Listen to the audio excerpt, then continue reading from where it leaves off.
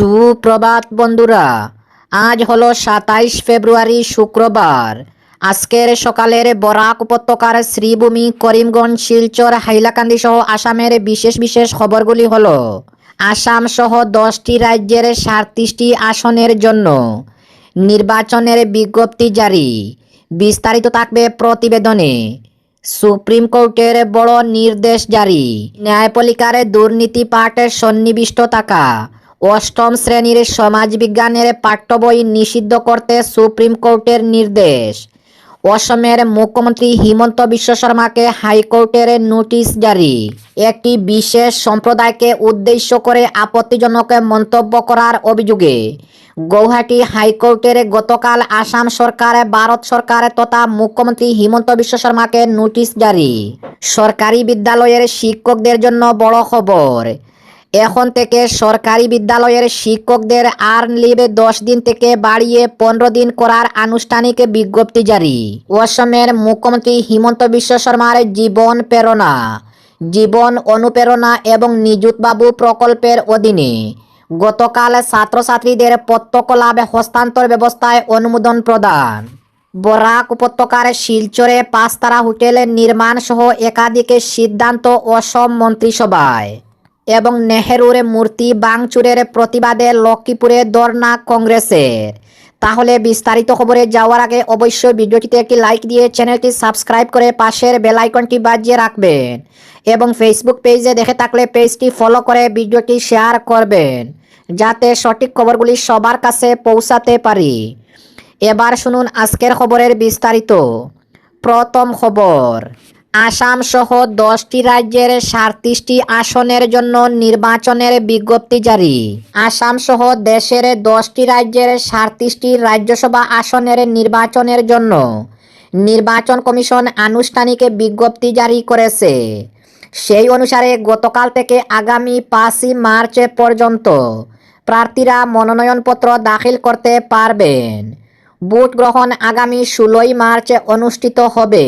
যেসব রাজ্যের রাজ্যসভা আসনের ভোট নেওয়া হবে সেগুলির মধ্যে আসামে 3টি, মহারাষ্ট্রে 7টি, তামিলনাড়ুতে 6টি, ওড়িশাতে 4টি, বিহারে 5টি ও পশ্চিমবঙ্গে 5টি, তেলেঙ্গানা, ছত্তিশগড় ও হরিয়ানাতে 2টি করে এবং হিমাচল প্রদেশে 1টি আসন রয়েছে। আগামী এপ্রিল মাসে ওই আসনগুলিতে রাজ্যসভার সদস্যদের কার্যকাল শেষ হবে। নির্বাচন কমিশনের নির্দেশ অনুসারে ব্যালট পেপারে রিটার্নিং অফিসারের দেওয়া বিশেষ বেগুনি রঙের স্কেচ পেন দিয়ে ভোটদান করতে হবে।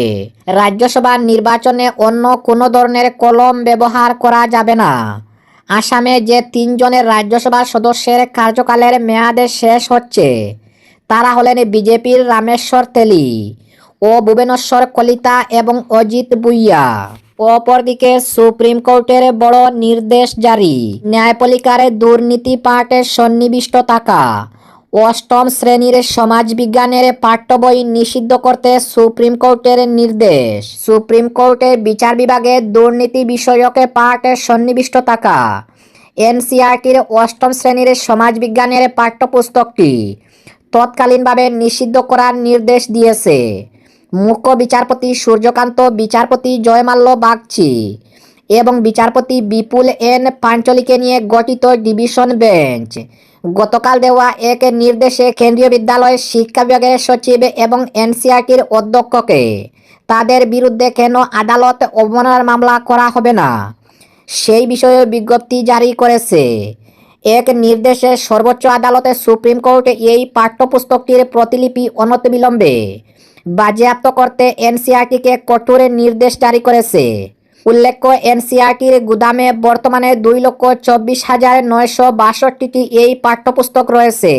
এছাড়া বিভিন্ন স্থানে বিক্রি হওয়া 38টি পাঠ্যপুস্তক রয়েছে। ভারতের শীর্ষ আদালতে সুপ্রিম কোর্টের এই নির্দেশের পর এনসিইআরটি দেশের বিভিন্ন প্রান্তের 38টি মূল বিক্রেতা প্রতিষ্ঠান থেকে অষ্টম শ্রেণীর নিষিদ্ধ করা 16টি পাঠ্যপুস্তক উদ্ধার করেছে। অপরদিকে অসমের মুখ্যমন্ত্রী হিমন্ত বিশ্ব শর্মাকে হাইকোর্টের নোটিশ জারি। একটি বিশেষ সম্প্রদায়কে উদ্দেশ্য করে আপত্তিজনক মন্তব্য করার অভিযোগে অসমের গৌহাটি হাইকোর্টের গতকাল আসাম সরকার, ভারত সরকার তথা অসমের মুখ্যমন্ত্রী হিমন্ত বিশ্ব শর্মাকে নোটিশ জারি করেছে একটি বিশেষ সম্প্রদায়কে উদ্দেশ্য করে আপত্তিজনক মন্তব্য করার অভিযোগে। গৌহাটি হাইকোর্টে গতকাল আসাম সরকার, ভারত সরকার তথা অসমের মুখ্যমন্ত্রী ডক্টর হিমন্ত বিশ্ব শর্মাকে নোটিশ জারি করেছে। উল্লেখ্য যে অসমের মুখ্যমন্ত্রী ডক্টর হিমন্ত বিশ্ব শর্মা অসমের একটি বিশেষ সম্প্রদায়কে উদ্দেশ্য করে আপত্তিজনক মন্তব্য করেছেন বলে লেখক চিন্তাবিদ ডক্টর হীরেন গুহাই এবং দুটি রাজনৈতিক দল গৌহাটি হাইকোর্টে জনস্বার্থ সংক্রান্ত আবেদন দাখিল করেছিল। গতকাল এই আবেদনের শুনানি গ্রহণ করে গৌহাটি হাইকোর্টের প্রধান বিচারপতি আশুতোষ কুমার এবং বিচারপতি অরুণদেব চৌধুরীর ডিভিশন বেঞ্চ এই নোটিশ জারি করেছে। আগামী এপ্রিল মাসে এই আবেদনের পরবর্তী শুনানির দিন ধার্য করা হয়েছে। অপরদিকে অসমের সরকারি বিদ্যালয়ের শিক্ষকদের জন্য সুখবর। এখন থেকে সরকারি বিদ্যালয়ের শিক্ষকদের আর্ন লিভ 10 দিন থেকে বাড়িয়ে 15 দিন করার আনুষ্ঠানিক বিজ্ঞপ্তি জারি। আসাম সরকারের রাজ্যের সরকারি বিদ্যালয়ের শিক্ষকদের আর্ন লিভ অর্থাৎ অর্জিত ছুটি এর পরিমাণে 10 দিন থেকে বাড়িয়ে 15 দিন করার বিষয়ে আনুষ্ঠানিক বিজ্ঞপ্তি জারি করা হয়েছে। রাজ্যের অর্থ বিভাগ আসামে ছুটি সংশোধনী বিধি 2026 সম্পর্কে এই বিজ্ঞপ্তি জারি করেছে। গেজেট নোটিফিকেশন হওয়ার পর এই বিধি কার্যকর করা হবে। উল্লেখ্য, রাজ্য সরকার অন্যান্য কর্মচারীদের সমান অর্জিত ছুটি প্রদানের জন্য শিক্ষক সমাজের পক্ষ থেকে দাবি উত্থাপিত করা হয়েছিল। সেই অনুসারে সরকার সম্প্রতি শিক্ষকদের জন্য এই ছুটি প্রদানের সিদ্ধান্ত গ্রহণ করে।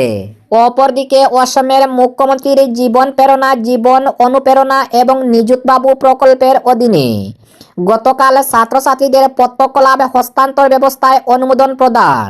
গৌহাটি খানাপাড়ায় জ্যোতি বিষ্ণু আন্তর্জাতিক কলা মন্দিরে আয়োজিত এক অনুষ্ঠানে মুখ্যমন্ত্রী ডক্টর হিমন্ত বিশ্ব শর্মা গতকাল মুখ্যমন্ত্রীর জীবন প্রেরণা, জীবন অনুপ্রেরণা এবং নিযুত বাবু প্রকল্পের অধীনে ছাত্রছাত্রীদের মধ্যে প্রত্যক্ষ লাভ হস্তান্তর ব্যবস্থায় অনুদান প্রদান করেন।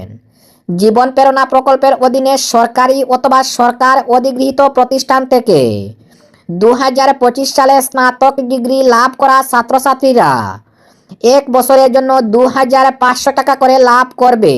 এছাড়া শৈক্ষিক উৎকর্ষতা এবং শিল্পক্ষেত্র গড়ে তুলতে উৎসাহ প্রদানের জন্য গতকাল মুখ্যমন্ত্রীর জীবন অনুপ্রেরণা প্রকল্পের অধীনে 2112 জন গবেষককে অনুদান প্রদান করা হয়। এর অধীনে সরকারি এবং সরকার অধিগৃহীত প্রতিষ্ঠান থেকে পূর্বকালীন গবেষণার জন্য গবেষকদের 25,000 টাকা করে এবং দিব্যাঙ্গ গবেষকদের 40,000 টাকা করে প্রদান করা হয়। মুখ্যমন্ত্রী ডক্টর শর্মা এই অনুষ্ঠানের পর ভার্চুয়াল ব্যবস্থার মাধ্যমে আইটিআই এবং পলিটেকনিকগুলিতে স্থাপন করা উদ্যোগ 4র্থ পর্বের প্রযুক্তি কেন্দ্রগুলো উদ্বোধন করেন। এই অনুষ্ঠানে আর্থিকভাবে দুর্বল পরিবারের ছাত্রছাত্রীদের রেহাই প্রদানের উদ্দেশ্যে মুখ্যমন্ত্রীর নিযুত বাবু প্রকল্পের শুভারম্ভ করা হয়। ব্যক্তিগত শিক্ষা প্রতিষ্ঠান ছাড়া স্নাতক এবং স্নাতকোত্তর পাঠ্যক্রমে নাম ভর্তি করা সরকারি এবং অপ্রাদেশিকৃত শিক্ষা প্রতিষ্ঠানের ছাত্ররা এই প্রকল্পের সুবিধা লাভ করবে। এই প্রকল্পের অধীনে 2026-27 শিক্ষাবর্ষে 47,395 জন ছাত্রের মধ্যে মোট 12 কোটি টাকার অনুদান প্রদান করা হয়। অপরদিকে বরাক উপত্যকার শিলচরে 5 তারা হোটেল নির্মাণ সহ একাধিক সিদ্ধান্ত গৃহীত অসম মন্ত্রিসভায়। রাজ্য মন্ত্রিসভার বৈঠকে একাধিক গুরুত্বপূর্ণ সিদ্ধান্ত গ্রহণ করা হয়েছে। মন্ত্রিসভার বৈঠকের সিদ্ধান্তসমূহ সংবাদ মাধ্যমের সামনে তুলে ধরেন মুখ্যমন্ত্রী ডক্টর হিমন্ত বিশ্ব শর্মা।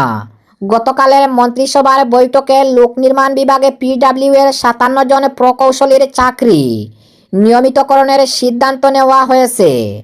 এছাড়া পঞ্চায়েত ও গ্রাম উন্নয়ন বিভাগের চুক্তিভিত্তিক কর্মীদের চাকরির মেয়াদ 60 বছর পর্যন্ত বাড়ানোর সিদ্ধান্ত নেওয়া হয়েছে।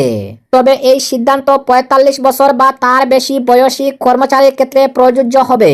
গতকালের মন্ত্রিসভায় সতী সাধনী বিশ্ববিদ্যালয়ের নিকটে 2টি ছাত্রাবাসের নির্মাণের জন্য 8 বিঘা জমি বরাদ্দ করা হয়েছে। একই সঙ্গে শ্রীভূমি করিমগঞ্জ জেলাতে 122 কোটি টাকা ব্যয়ে একটি কৃষি বিদ্যালয় স্থাপনের সিদ্ধান্ত অনুমোদন করা হয়েছে।